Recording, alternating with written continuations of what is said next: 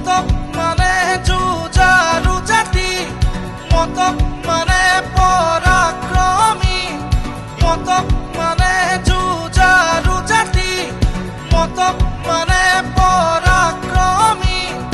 ইতিহাসে ৰিঙিয়াই তাই ফুকাও, মতক সদায় সংগ্ৰামী, মতক সদায় সংগ্ৰামী। আদিম মতক আমি জনগোষ্ঠী, বাৰে বৰণীয়া সংস্কৃতি।